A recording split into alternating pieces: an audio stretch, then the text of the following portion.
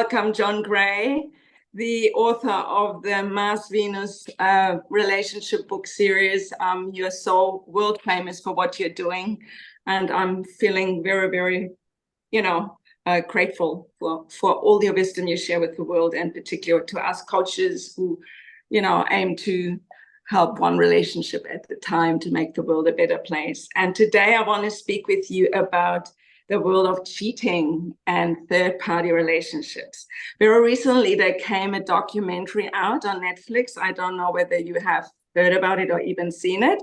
No, I Ashley haven't seen it. Madison. You have seen it? No, what's it called?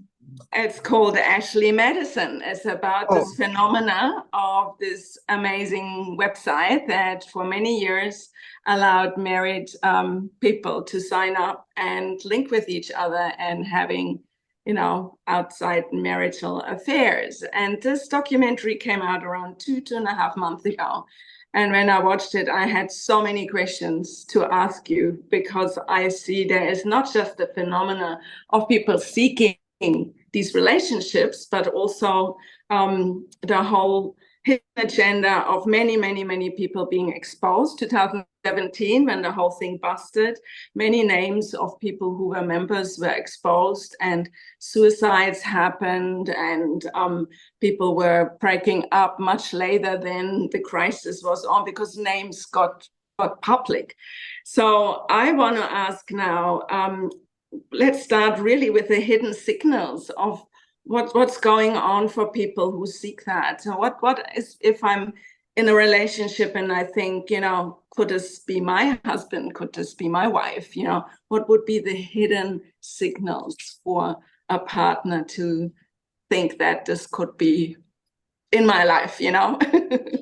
somebody Well, cheating? the signal is simply that a man is not having feeling reciprocity in terms of the sex life. He wants sex, she's not in the mood. He wants sex, she's not in the mood. Sometimes she's in the mood, sometimes she's not. Although what I found is, being a counselor of sex, I teach relationship skills, I do therapy, I do wellness counseling, I do all these things. But one of the things is sex counseling. That's my PhD's in that. And the dynamic in a relationship quite often before 40 years old is many, many times a man is wanting to have sex with his wife and she's not in the mood. And he wants to have sex with his wife and she's not in the mood. The most vulnerable thing a man can do is ask for sex. Okay, want to have sex. That's where he has no defenses. For a woman to understand this, and she can't understand it, because a woman basically doesn't want sex unless her basic needs for emotional support, we'll put it that way. When a woman receives emotional support, that's affection, that's warmth, that's caring, that's communication, that's eagerness to please from a man's point of view, happy man who's happy to be of service to her, selflessness. These are all different qualities of what men have to be and learn to do, which I teach them to do, which provides a level of depth where a woman can share and be a feminine. What's happening today is women are just lost touch with femininity.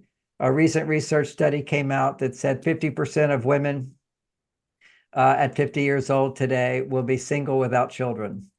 A woman who doesn't have children at 50 is going to have a real tough time.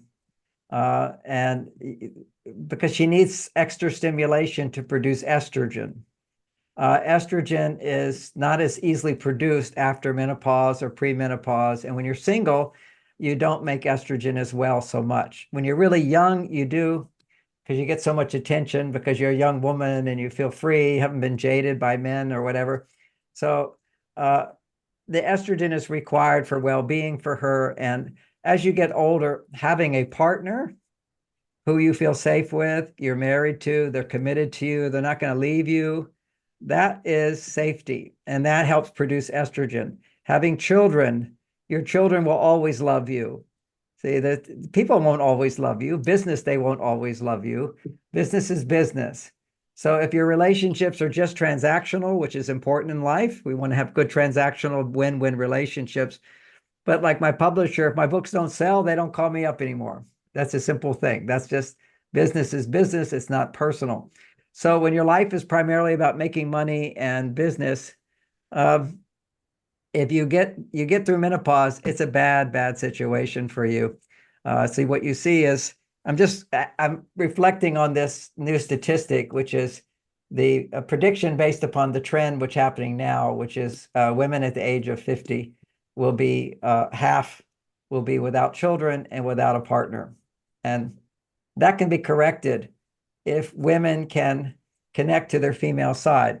So many women say, I don't care about having children. I don't want to have children. It's too expensive to have children. You'll find a lot of reasons not to have children. And first of all, let me say, I'm not saying every woman should not have children. Uh, it's like, I'm basically a fit human being. Okay. I have a healthy BMI. I don't have a big belly. I'm not overweight. So I could give the whole talk. If you're overweight, you're going to die sooner. That's true. Okay. You're going to die a horrible death if you continue to not take care of your body. It's just terrible. So, but I'm also saying the solution is within our range, is that learn how to lose weight, for example, is something you can do. Nobody talks about that. I have one client who basically became very overweight, and her doctor told her that she's going to get cancer, just like her mother, who was overweight, who had cancer. And that lowers the immune system, just known. Also diabetes. He said these are things that are realities today. So the doctor told her, you need to lose weight. Well, she told me in a session, my whole life I've been buying into this whole thing of doesn't matter your body type, what your body looks like. You have self-esteem. I deserve to be loved just the way I am. I don't have to look like a model, and you don't have to look like a model, but you have to be healthy. If you want to be attractive and feel good about yourself, and you don't feel good about yourself if you're not healthy. But she was practicing, I'm feeling really good about myself. I can be good, and just have my extra weight, and that's fine because I enjoy my food. And her doctor told her, look, you have to eat less food. You're going to have the same sickness as your mother had. This is not healthy. So we've gone too far into the self-esteem, which is, I love myself no matter what. Oh, I don't need to be with a man no matter what. I can do it all myself. All of those things, women who behave like I can do it all myself, and they don't have someone to depend on, their husband, and maybe their husband's not dependable. I get that, but I look at two sides of this, which is I teach women how to communicate with a man so he is dependable. You bring out the best in him, or you bring out the worst in him. From the point of view of men who say, oh, women, they just want your money. They don't care about you. They don't love you. If you don't have the money, they take it away. There's a lot of jaded men out there. But I just say, yeah, you don't know the skills. Your wife is a wonderful human being, but you don't know how to bring out the best in her. You bring out the worst in her.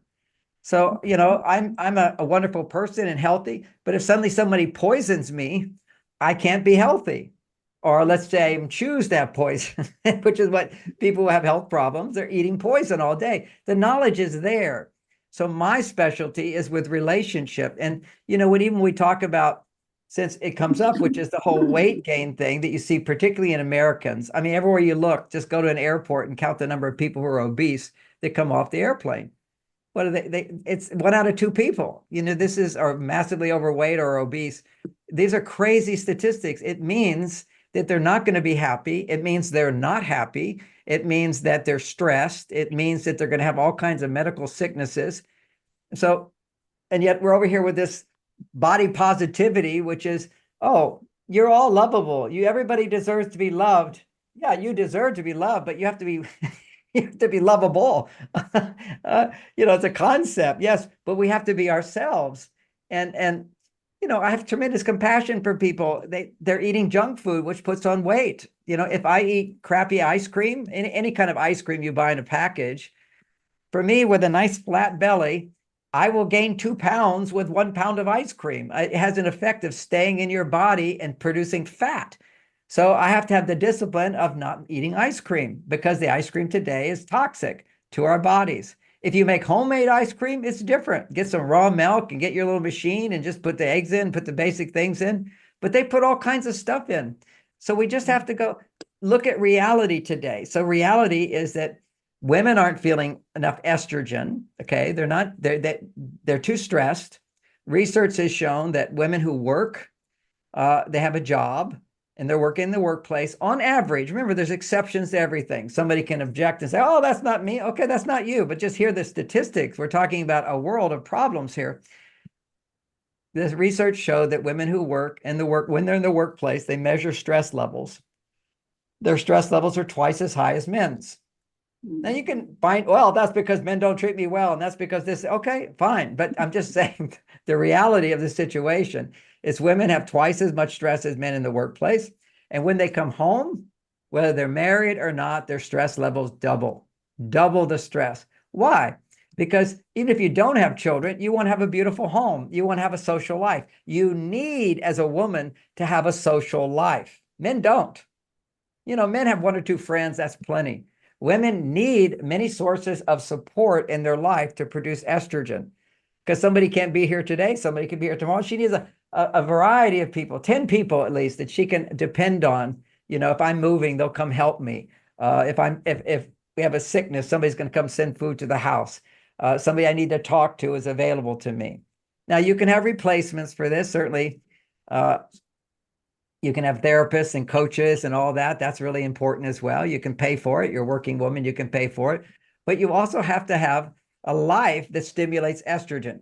Women cannot want sex and enjoy sex fully if their estrogen levels are not maybe 20 times higher than a man's. Okay, we can map out a woman's desire for sex occurs when her estrogen levels go up, unless there's another type of woman who's way on her male side. And then when she has sex, she has her climax from clitoral stimulation. She doesn't know what a vaginal orgasm is. So she stimulates through the clitoris. When you stimulate to the clitoris, you can have a spasm. Okay, that spasm they will call a climax, or they think that's an orgasm. That's not an orgasm. That's a climax. They're two different things. Talk to a woman who can be with her husband. Her husband puts the penis in the vagina, and that gives her an orgasm after they correctly prepare for it. Everything is done properly, enlightened sexuality. It's no longer just about sex. It's not about pleasure. It's about feeling pleasure so that you can feel more.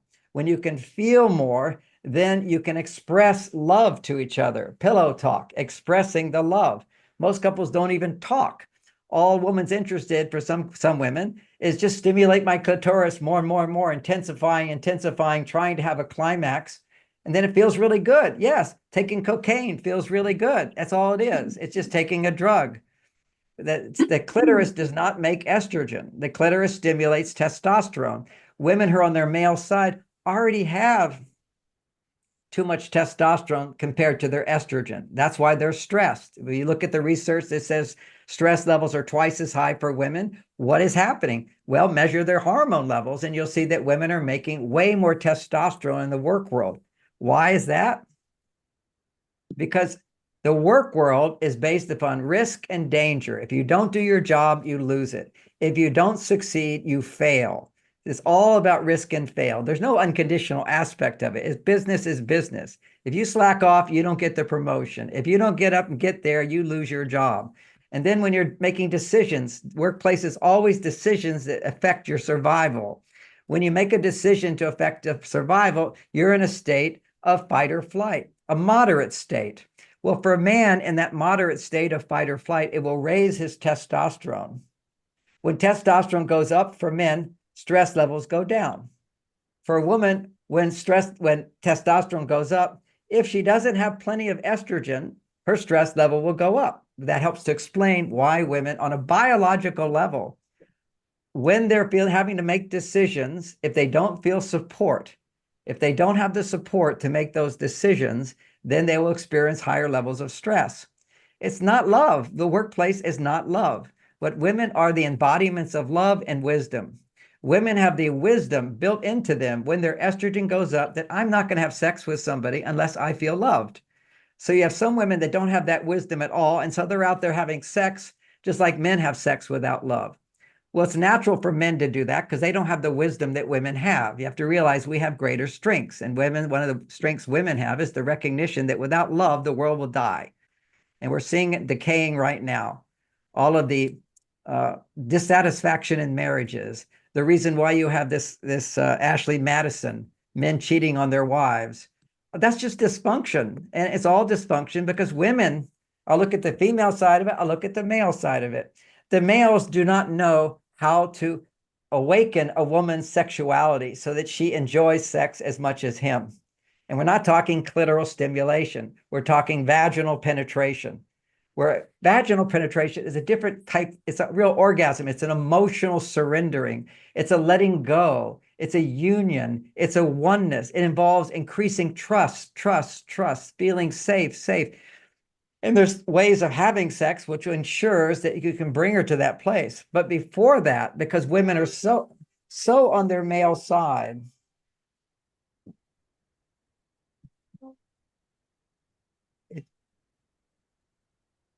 women are so on their male side that they can't access the high estrogen levels. And so what I'm teaching, there's hope here. I'm not saying, this upsets people because they think I'm saying, okay, women, you shouldn't be in the work world. I'm not saying that at all. I'm not saying that, oh, women, you should always want to have sex. That's the goal, is the outcome we want is for a woman to want sex as much as her partner, generally speaking, so he doesn't feel rejected. He needs to feel she wants to have sex like he wants to have sex. Just like if she needs help, she wants to feel that he's happy to help.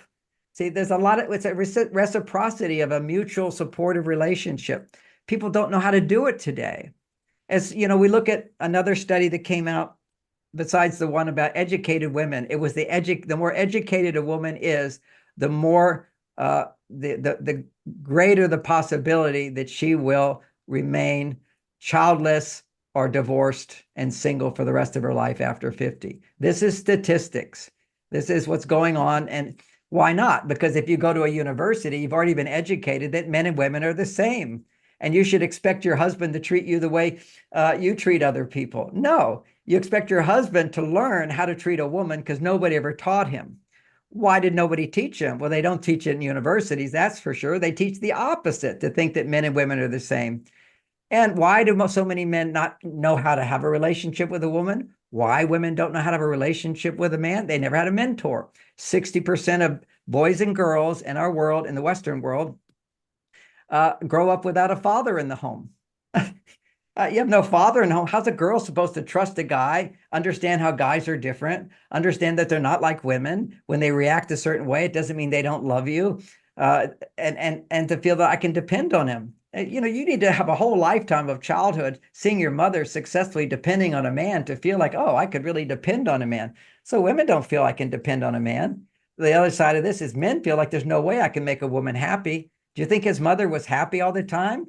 In part of the time, if the father isn't there? It takes two people, not a village. It takes two people, a man and a woman, who make the baby to raise the baby in a culture that can support them in that process. But it takes a man and a woman. Without a father and a mother, that child's going to be missing something their whole life. Fortunately, with education, we can heal this condition. That's what I'm teaching. If you begin to understand, for a woman that's never seen how amazing men can be, how you have the power to bring that out of any man, and for the men who don't know how amazing they can be because they didn't see their fathers doing it. They just have this culture that teaches men the wrong stuff. A little example, this is a 400-page book with all the details. So I hate to even give specific examples because people just think, well, that's only one thing. No, there's so many examples of what I'm talking about. But here's one, which is, when I grew up, I never, ever saw my father get angry with my mother. It was just not manly. It had no dignity. If you got angry, you would stop talking and become quiet. That's all. Now people, oh, you don't love your partner. How dare you become quiet? How dare you take a time out? You should talk everything through. Like that's some answer. Well, look at the results that we get from that. And then you have my book, which sometimes is misleading, where I explain to men, you need to listen. You need to create a space. Because when women can talk about what's going on inside of them, their estrogen goes up. If their estrogen goes up, then she's going to want to have sex with you. So this is more about sex today because we're talking about Ashley Madison. Why men want to stray from their partner? Because they're not having orgasms. Their partners are not having orgasms. Partners are not looking forward to sex. Their partners are doing sex as an obligation. Now, obligation to have sex has been part of our history, which is why it was always called the romantic stage, is the honeymoon stage. It's very temporary. And then after that, men had sex just for themselves, and their wives would be obligated to do it. Now, that's more the more recent past, the obligation thing. The good wife will have sex when their husband wants it, as opposed to the good wife today wants to have sex as much as her husband wants to have sex. And you can't have that. I don't say you should just fabricate that. No, you have to have the hormones to do it. And to get the hormones to do it, you have to have the communication skills that will generate it. And without my explaining all those skills, you have no idea what I'm talking about. So don't feel like you should know, anybody listening. But we got this dynamic. But if you go back further now, when I go into Africa and I go into the more primitive cultures in Africa or the primitive cultures in South America and the Amazon, women are all orgasmic. They're like amazing because their whole day is not doing male things.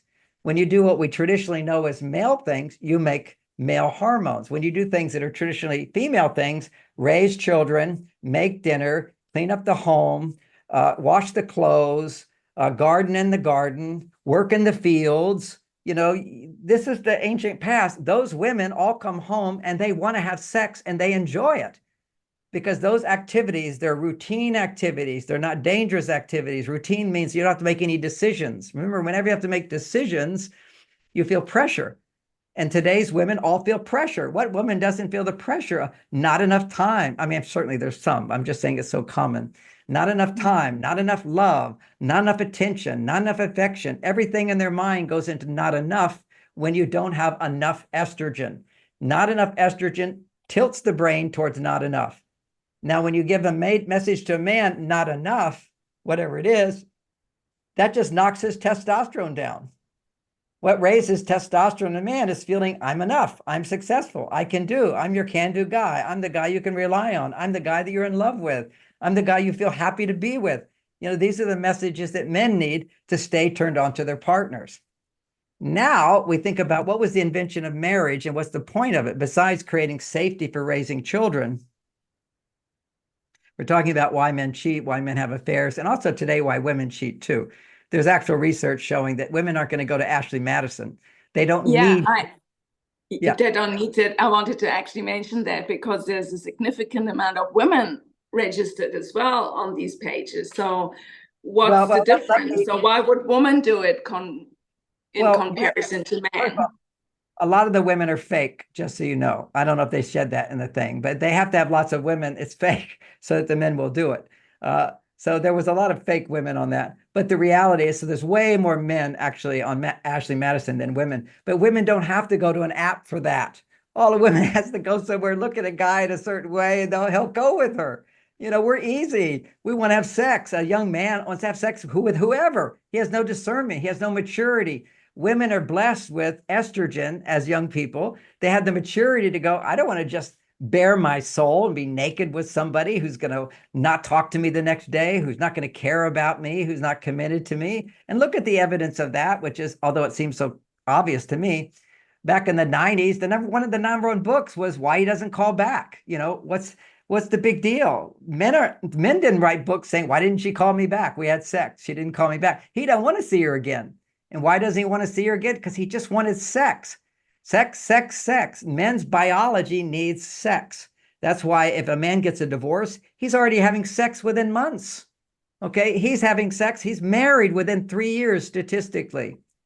That's because we need sex just like women need love.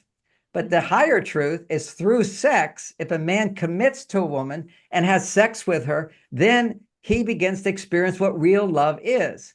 Women can feel love for their children, for nature, for their friends, not so much for themselves, but they can feel that love because they have estrogen. Men don't have that much estrogen. It's by connecting with a woman. Actually, when a man has an erection, he's having a surge of estrogen. It's just that he has much, much higher testosterone, and then his estrogen has to go up, which is why he gets an erection when he's connecting with a woman. Now, here's another thing, which is, you know, this whole polyamory and mistresses and all this stuff, it only degenerates a society. And cheating on Ashley Madison, it's an impulse to, it's like a man who drinks, it feels good to drink, but you can drink too much. You should be drinking just with your wife, not with other people. Say that's too much. But why is it too much? Now we can look at understand why monogamy is the highest blessing for people, and marriage is what preserves that. So first of all, we know statistically, married couples live the longest and are the healthiest. And then people say to me, well, those must be the people who are happy in their marriage. No, nobody's happy in their marriage all the time. And if they are, they're fooling themselves. And nobody who's single is happy all the time. And if they think they are, they're fooling themselves. We are experts as human beings of denying what we feel with our addictions, whether that be eating too much, which is why we're all obese, would it be drinking too much, why we have so much alcoholism and we have so many drug addictions. All of our addictions is a tendency to find some stimulation to avoid feeling what we truly feel. So we're a stressed society. And it's because biologically, there is a because. Whenever a man's stress level goes up, his testosterone is low, his estrogen is high. A man's testosterone needs to be 10 times higher than a woman. A woman's estrogen level needs to be 10 times higher than a man's. Whenever a woman is stressed, her estrogen is low, her testosterone is high. There's always subtleties with this because a woman's hormones are changing every day and need to change every day. After ovulation, a woman still needs to make estrogen, but she needs to make more progesterone. But if she's making more testosterone, she doesn't make progesterone. What makes progesterone? Obvious question. Nobody knows this stuff, but this is my research. This is what I know. And I have scientific studies to back up most of it. Progesterone is whenever a woman is doing something she likes to do, and there's no stress. She likes to do it. It's routine. She enjoys it. It's no pressure. Whenever you like doing something. Now, for some women, that's social bonding. So there's research that shows social bonding, meaning no business, social bonding will lower her stress levels because it will produce social bonding produces progesterone. And after ovulation, women need to make more progesterone than estrogen. So ironically and confusing, they call that estrogen dominance rather than just saying it's progesterone deficiency. And then understand progesterone deficiency occurs when a woman is doing what she has to do rather than what she enjoys or likes to do. So half the month, she needs to make sure she's doing things she likes to do. And from her period up to ovulation, she needs to be doing things that particularly she's depending on others for help and support. Today's modern woman says, what do I need a man for? I don't need help. I can do it myself. And whenever you just push a man's way of help, sometimes men will offer to do stuff and she'll say, no, I can do it. I can do it. I can do it is becoming masculine. We can do it, or you can do it for me. You can do it for me is major estrogen. We can do it is major progesterone, social bonding. Now, for some women who are not extrovert, if they're introvert, then that progesterone gets produced when they take time for themselves doing what they love to do. That could be baths, that could be, maybe she likes exercise, maybe she likes gardening, wherever that might be. So we don't have any education on this stuff. This is completely out of everybody's minds. And when I speak at the universities, although I've been kicked out of Harvard and kicked out of Stanford, where they used to love me back in the 90s, I'm kicked out. And why am I kicked out? Because with a few well-known people that explains men and women are different. And yet in the medical field, we all know men and women are different. Women's heart attack symptoms are different. Their uterus, their vaginal, making birth. You need specialties for that. OB1, this is women's doctors, men's doctors, completely different conditions. And then suddenly you've got all these experts saying, oh, we're just the same. Yes, we should all talk about our feelings. Yes, men, just talk about your feelings. If you're angry, tell your partner you're upset. If you want to cry, cry. And they say, oh, poor men, they're all messed up. They're not messed up.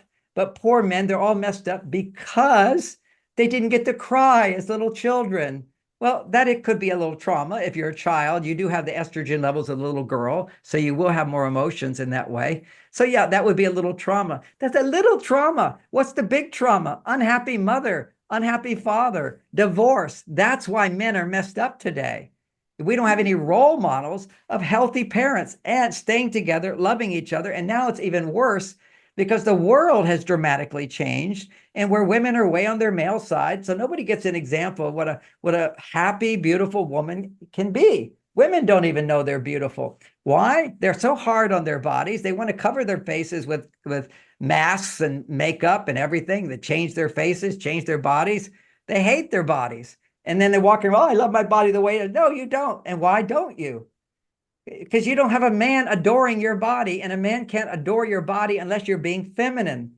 When you're being feminine, you look and other people see your femininity. It's energy that comes to you. When a woman is vulnerable, a man's heart opens so beautifully. You're the most beautiful being in the world is what we truly feel in that moment. Now, maybe outside in the world where our hearts aren't open, and now we have all this demonstration of women wanting to have sex with us. You go on Ashley and Madison, or just go online. I mean, it's still there. Ashley Madison is nothing compared to the porn industry today. That was peanuts. That's men having a few affairs here and there, whatever, cheating on their wives. Every day, men are cheating on their wives, looking at porn. They're having sex with themselves and with these fake women.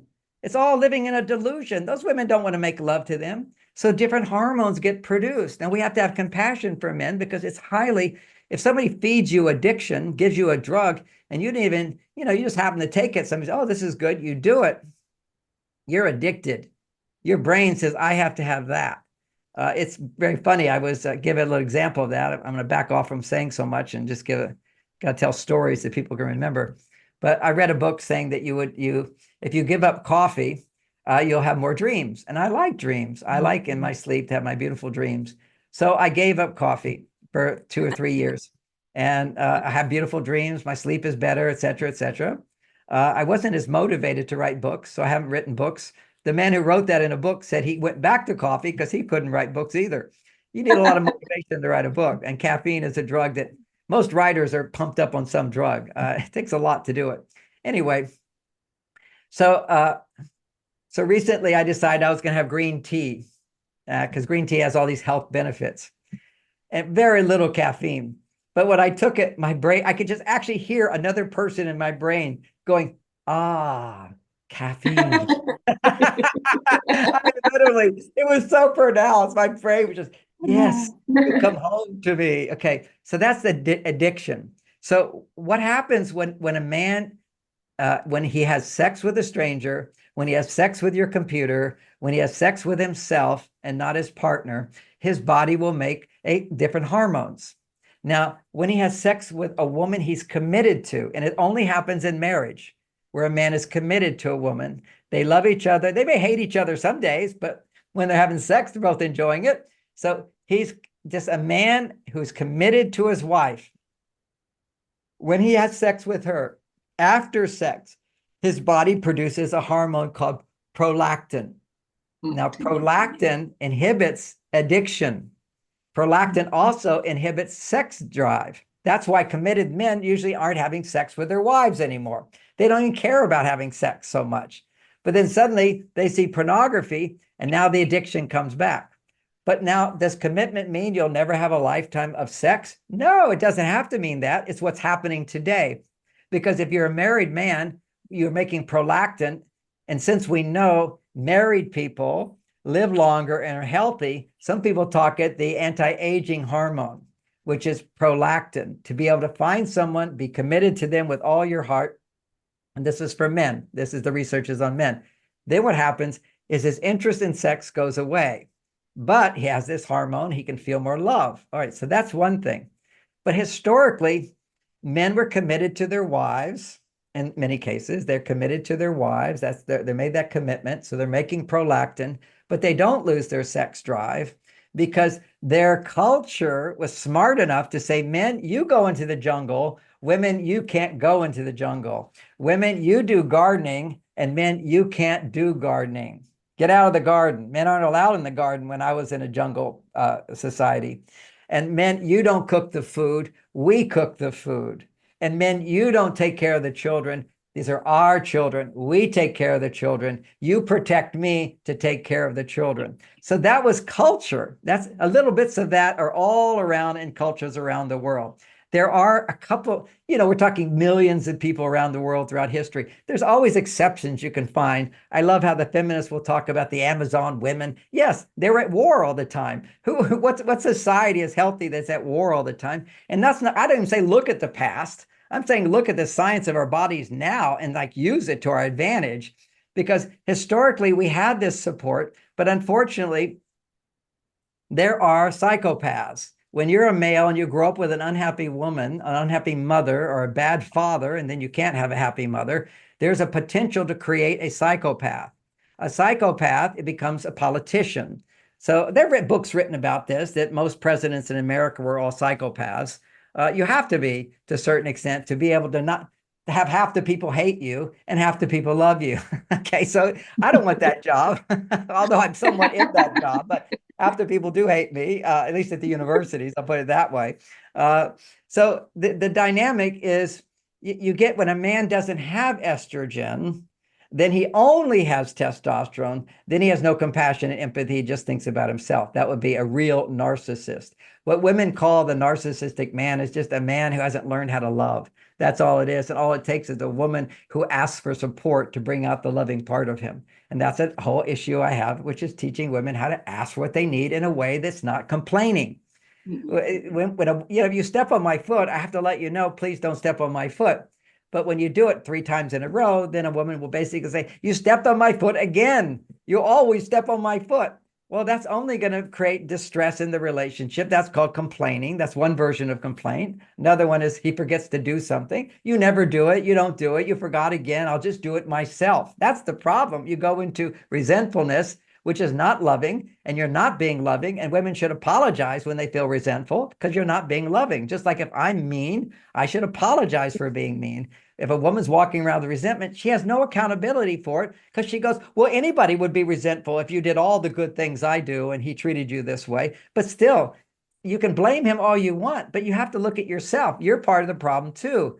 So you look at, and they don't know. I have to let her off the hook. It's not like I'm saying, oh, you're so bad. No, you're so ignorant. You don't know what you're doing that's making the relationship worse. And if you're resentful, you can't let go of your resentment because you don't understand how you created it, how you brought out the worst in him, how you set it up. And even to give more, women will feel neglected by their partners and then try to be more loving, giving, giving, giving. And then you burn out and then you resent him. And then you say, well, yeah, look at all the good things I've done. He hasn't done anything for me. Well, men are completely different. If you're giving stuff to him, he assumes he's doing enough. You're constantly telling him, while he's ignoring you, you're doing enough. You're doing enough. So how do you get him to do more? How do you let him be himself in your presence is don't push him down by just being an adult, mature person who hasn't been taught, unfortunately, how to ask for help. Honey, I need more attention.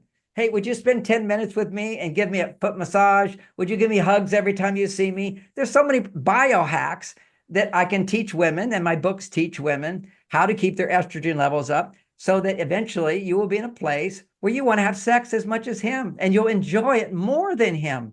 Oh my gosh, you should enjoy sex. The whole pleasure in sex should be the woman, and the man gets to experience your pleasure. I want to come to a part you mentioned before when we spoke about this in different contexts.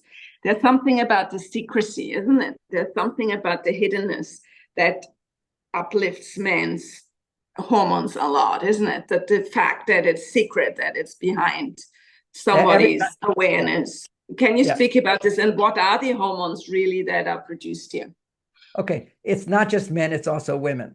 Women, it has the same effect. This is where men and women will react pretty much the same, which is anytime you do a taboo, anything which is taboo by society, is you want to hide from society. Otherwise, you will feel rejected. So when you do something secret, it's because part of you is feeling that if other people knew, then I would not get love and support. I would be in danger. Well, what is the main thing that produces dopamine is danger. So just doing something dangerous produces dopamine. Now, what dopamine does, dopamine is not just danger, but it's also newness. But there's newness, and that's also an affair. Someone new and different is going to produce dopamine. Now add to it that it's taboo and you don't want anybody to know about it. That means it's more dangerous. It's not like, oh, let me tell everybody. It's dangerous. Danger produces dopamine. Now, what does dopamine do? Dopamine for a man raises testosterone always. Dopamine for a woman doesn't always raise estrogen, but if she feels safe, meaning that she can keep it secret, okay? If she feels she can keep it secret, or in the beginning of a relationship, she believes this man can give me what I need, so she feels safe, then the newness produces huge amount of estrogen, okay? It's a drug. That dopamine gives men testosterone, estrogen, more than they've ever felt before. It's like a drug. I mean, it just takes you over when you're having a secret affair and it's all new and different and you've got sex with the whole thing. It's powerful, but it's a powerful drug, and it inhibits your ability to make prolactin. Just to know, there's prolactin, which is no addiction at all, no intensity at all. The intensity comes, which is what I teach couples, why I, at 72 years old, had the best sex life of any of my friends and anybody I know, because my understanding of enlightened sexuality and the skills that I've developed over the years allow my wife to be multi-orgasmic almost every day. Okay. And not because I'm pushing it on her. She wants to be with me. Why? Because her estrogen is so high. I know all of the biohacks throughout the day, just like driving. Okay. There's so many, but another one would be when I'm driving in the car. Anytime she feels I'm driving too fast or in a way that doesn't make her feel safe, she just grabs the handle and I immediately stop what I'm doing, so to speak. I know it means slow down or adjust my driving in a way that will make her feel safe and produce the hormone oxytocin. And then I put my hand on her thigh and I said, I did that for you. And she says, I know, and I so much appreciate it. See, it's not like she says, slow down. That's not romantic at all. That's pushing down my testosterone. Who are you to tell me how to drive? I'm a much better driver than you. And that's true in our situation.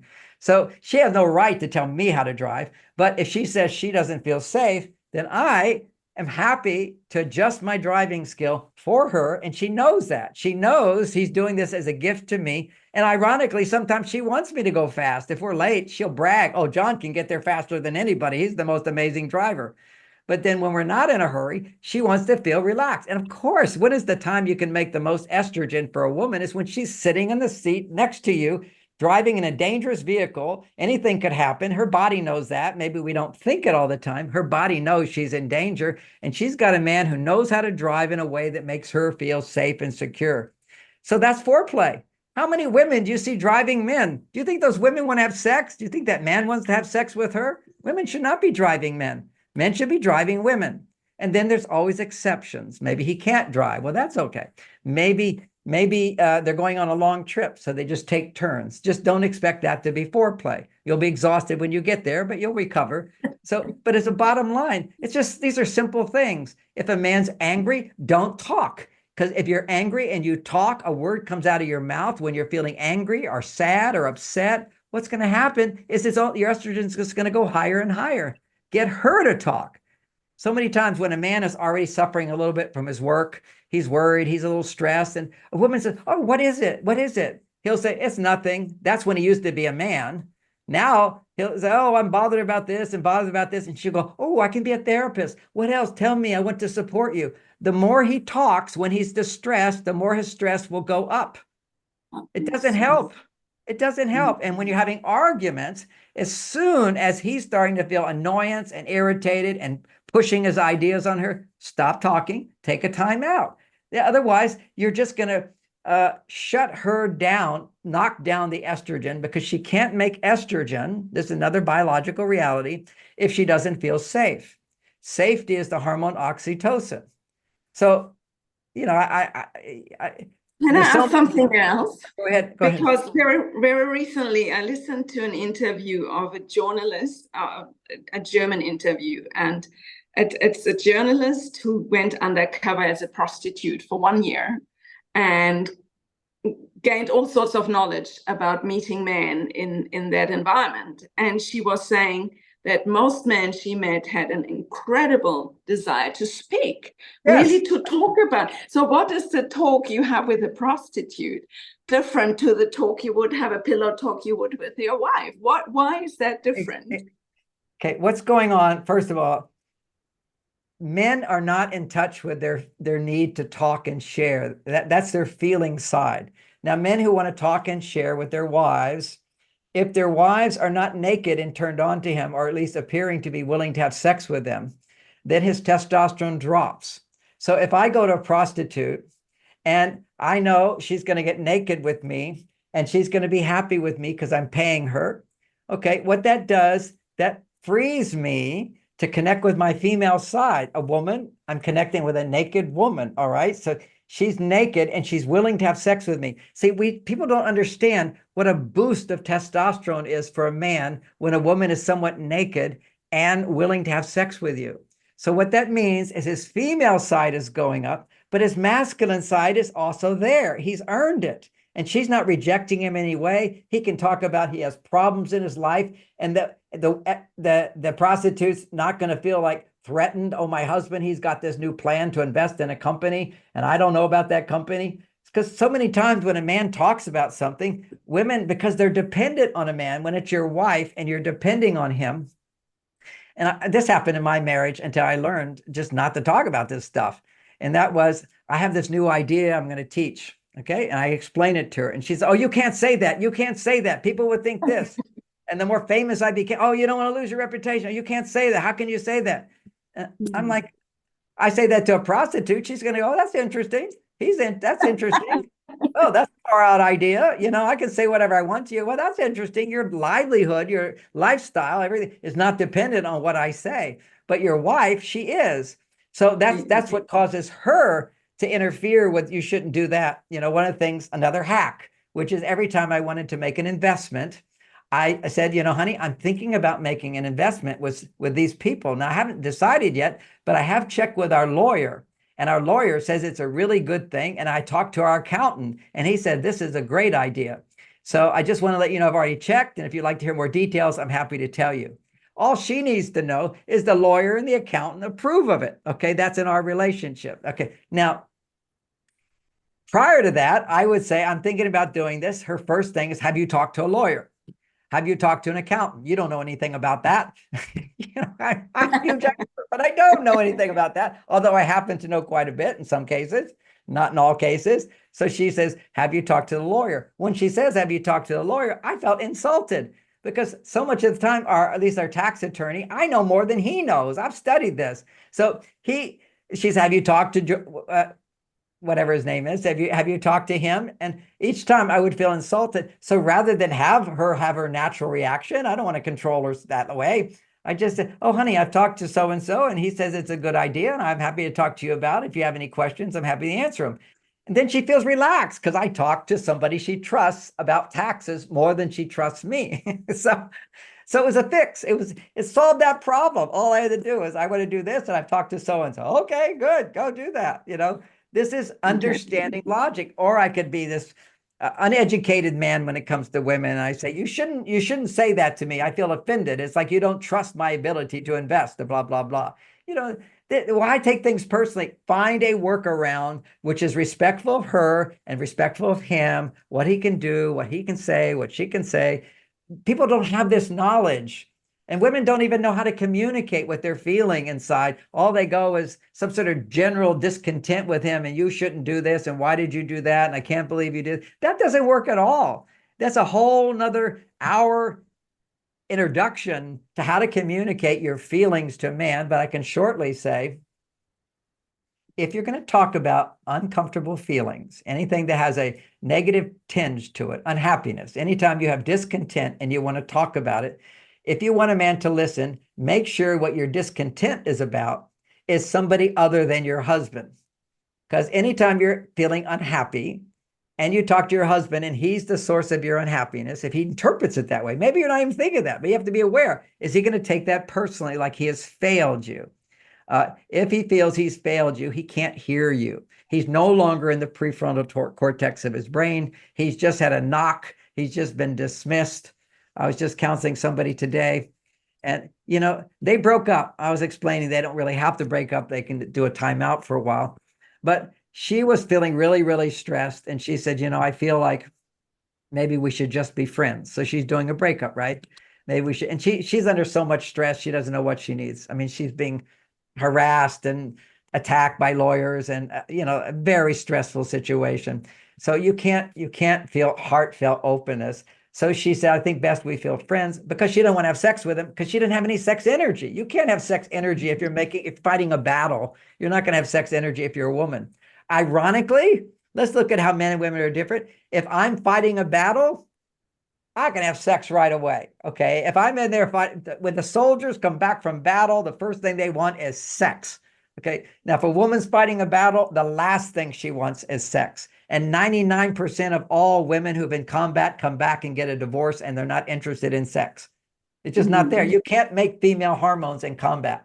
I just saw the Secret Service protecting the president, putting women there. First of all, they weren't even big enough to borrow his body. They could be working somewhere else. And who is it? The head of the FBI. I don't know if people know this.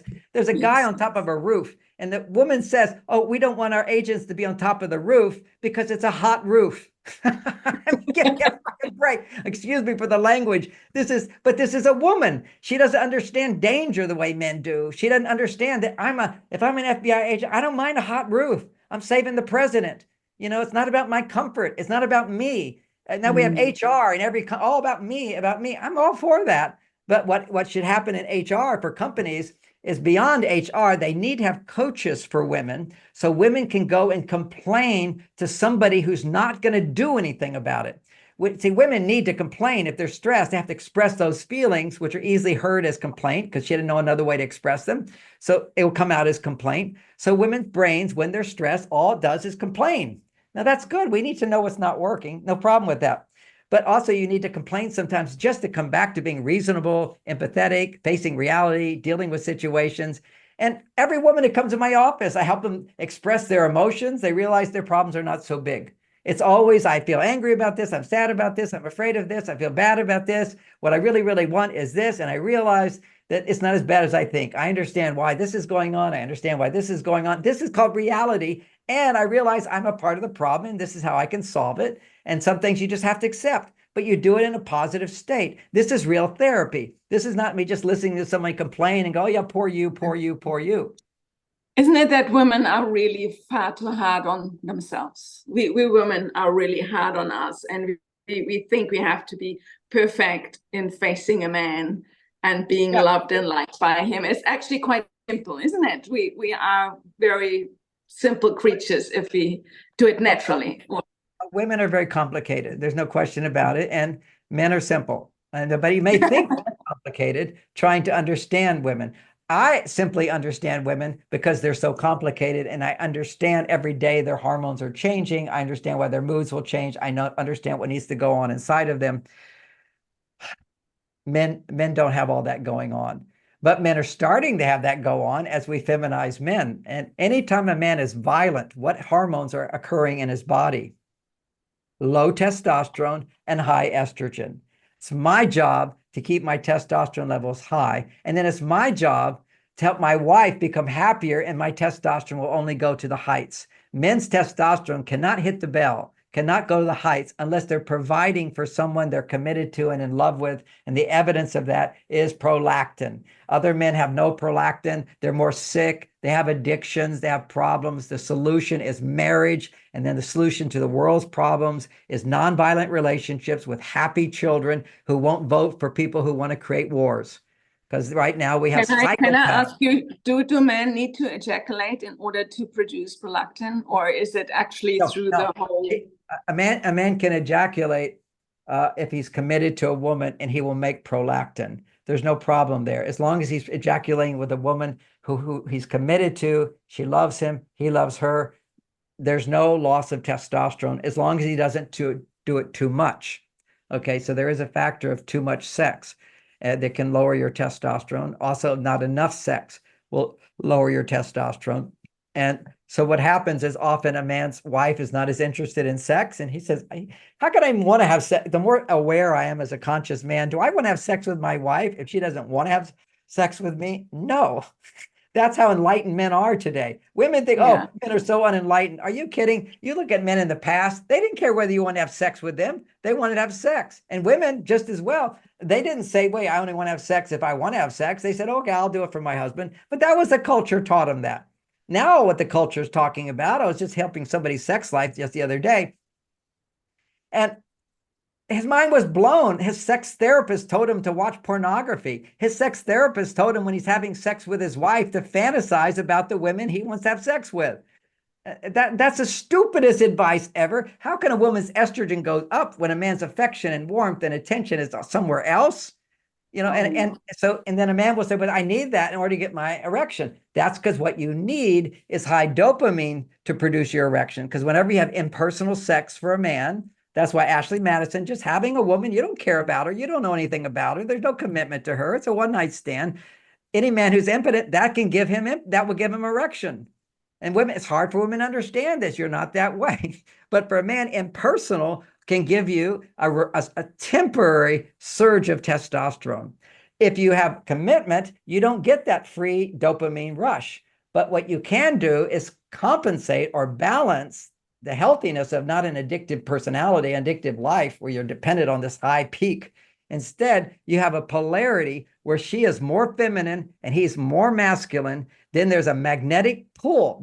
And you don't feel it it's like, I don't feel it all the time. Like if I was a horny young guy, all it takes is I get into bed and I'm with my partner and I hug her and she wakes up and then I wake up. My affection raises her estrogen because it's already at a high level. And as soon as her vagina talks to my penis, basically, my penis even knows whatever. I said, oh, something happening down south? She says, well, yes. I said, I know. Because it's the connection of male. She's more feminine. I will become more masculine. And what that means, if I'm more masculine, she'll become more feminine. So a man might say, oh, I really want sex all the time. That's so masculine. No, that's an addiction. That's an addiction to sex. If you don't have addiction to ejaculation, that's part of what sex is. If you don't have that addiction, then you're patient. Then you're not in a hurry. Then you don't rush. Then you don't get more turned on than her. See, I can't get more turned on than her, but I know what I have to do is all of these biohacks outside, and I haven't even touched on them. I just say a few. It's not like giving hugs 4 times a day, driving your wife around like this, not being angry. That's not enough. That's just 3 points. There's so many things we have to do today that my father didn't have to do. Why? Because my mother was dependent on my father for money and for security and for safety. He was the policeman in the house. She had 7 children. So all she had to do was manage those kids. If you don't listen to me, I'm going to tell your father. Boop, we was listen right away. Because if we had to go to our father's room when he came home from work, he'd pull out the belt and whip you. That's what was done in Texas. We go, oh, that's so terrible. No, it's not so terrible. We were all fine with it and made us not want to go do it. There is a better way to parent, without a doubt. But it wasn't so bad. It's basically all they could do back in those days because they didn't have the skills that we have now. We have the skills if you use them, but parents just didn't know it. So that was a deterrent for kids. So what my mother had was a policeman at home, a protector of the house. He was there always. He'd go to work, come home. He was also never got angry with her. And part of why he never got angry with her is she never asked or demanded for more. She was never resentful because what she needed most was a guy with a job who could provide safety and security for her. And that was enough for her so that she could fulfill the biological needs of her body, which is to love him, have sex with him, but more importantly, take care of her children, create a beautiful home, do what the women do in all the Amazon cultures, is the feminine things, the men do the male things. And yes, we can say we're beyond that. And yes, we are beyond that. But we have a higher consciousness, which for men is capable of going to their female side. And for women is capable of going to their male side. We have a culture that supports that, but a culture that's ignorant of the importance of women being married to come back to their female side. And a culture that is completely ignorant of men's importance of practicing monogamy with their wife.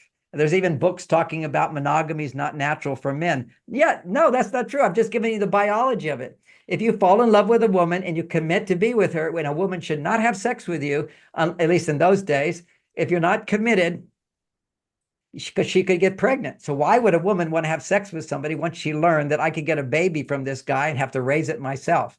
So a wise woman, there were wise women, some were foolish. The wise women say, I'm not having sex with you. Now today you have birth control, so you can say, I'll have sex with you.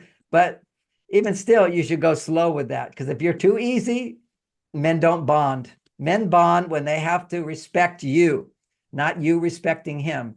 To respect someone is to give him what they want. If you give him what he wants, you're respecting him. And that's the problem. Men have to learn how to respect a woman, and they're not good at it. We have no role models for it. Can I come to something completely different? But I think it's very contextual today.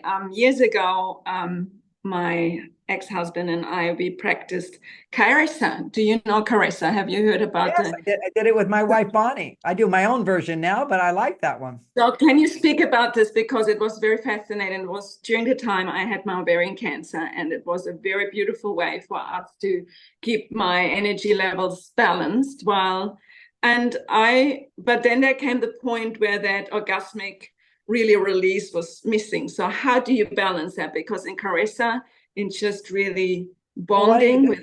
Why don't you describe to people, and we're talking about a different language for people, briefly mention what you did. Okay, so the way I have been introduced is that it's a methodology which you also call slow sex, and that you focus more on the sensory cues like the eye contact, the touch, gentle. And when you come together, you actually put your genitals just close to one another. You're not penetrating as a man. You just hold contact and just stay there for whatever, 20 minutes, 30 minutes. And it creates all sorts of incredible rushes in your body without you forcing to orgasm. That's how. The first time we did it, we did 20 minutes, and then Bonnie had an orgasm. That's right. That's the crazy to part about it, isn't it? That's what I experienced too. And because she had an orgasm, my need to ejaculate was much less. Okay, it was much less and didn't need to. Although my training was, I still would ejaculate. Actually, I can't remember. That was so long ago, whether I ejaculated or not. I've tried so many different things. What I do today is that's better than the kind of sex people have today if they can enjoy that. But you were missing something. What a woman needs, this can be taken out of context, but when her estrogen levels go really high, then what a woman needs is a fully erect penis penetrating her and arousing her to higher and higher levels of orgasmic pleasure. And this is all mapped out. It's a different orgasm, isn't it, altogether? It's not just the surface. Yes, it's a completely different orgasm. It's certainly the one that she had with Carissa was healthier than the clitoral orgasm. See, the clitoral orgasm should be a small release. Okay, that's it, just a small release. Then the big release should be the orgasm with the penis and penetrating the vagina. But a lot of women, they don't understand this. They're not taught this. So they start to feel the pleasure. The clitoris makes testosterone. It doesn't make estrogen. The breasts and the kissing, that makes all the estrogen. And then you want to balance the estrogen with the testosterone, which is the clitoral stimulation. At a certain point, the clitoris, the pleasure of it will start to lessen. When it starts to lessen, that's the time to start penetration. But what happens is without education, because there's a subtlety, the pleasure of the clitoris will start to rise, and then it will start to drop, and that's where women will bear down. That's when they want to intensify. So you can see it in all the porn videos, and I've been with women, harder, harder, go, go, go. And like they're trying to have that climax, that means they're not into estrogen. Trying is not estrogen. Trying is testosterone. Intensifying. So you don't intensify. What you do is you allow the waves of pleasure to increase, and then it becomes like a valley. I call it valleying. It was, and it's actually quite fascinating because you produce a very, very different type of final orgasm when you actually go quietly through the stages than when you go up aroused. and down, you just become aware. See, women have to become aware of that tendency to want to intensify. Men have to become aware of their tendency to intensify. Now, I know I'm intensifying if I measure my pleasure level from 1 to 10. 10 is going to be the spasm of ejaculation. Around 7, the pleasure will be rising, rising. Then I'll just relax and feel love, and I'll express more love.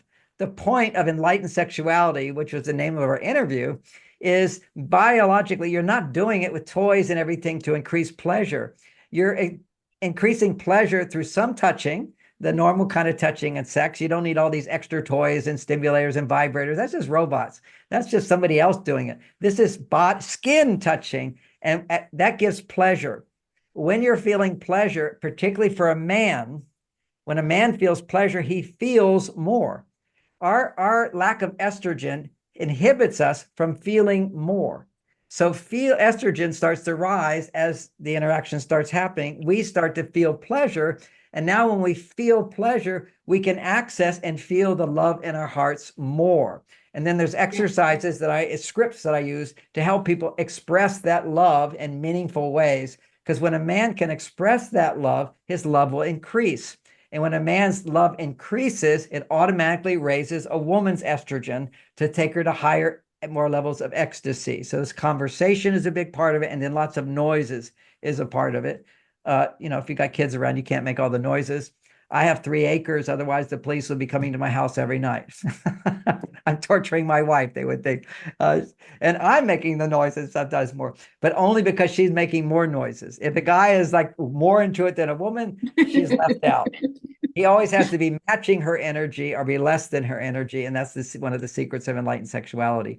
So enlightened sexuality is not for the purpose of high levels of pleasure, although that will happen. It's for the point of feeling and expressing more love. And so I'm not into just getting close and hugging, whatever.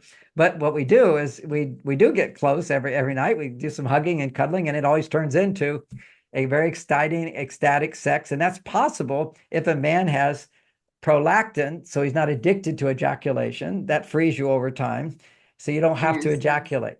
Then your body doesn't need to. So I'm not about semen retention, where you practice these exercises to hold back. There's no holding back. At 7, I just start relaxing and expressing my love, and then doing all the movements. And there's a lot to it.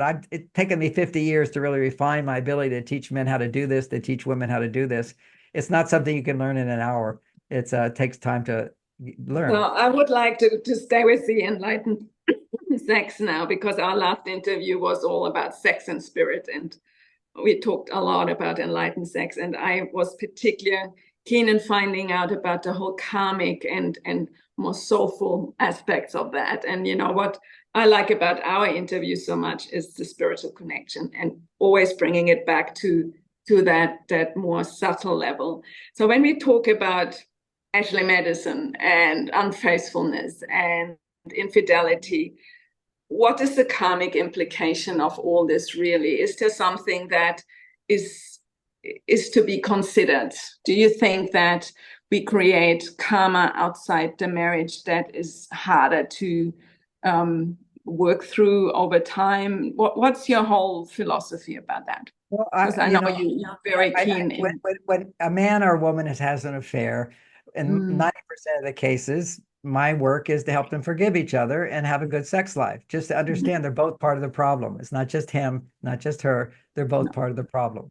And that's with understanding, with realization.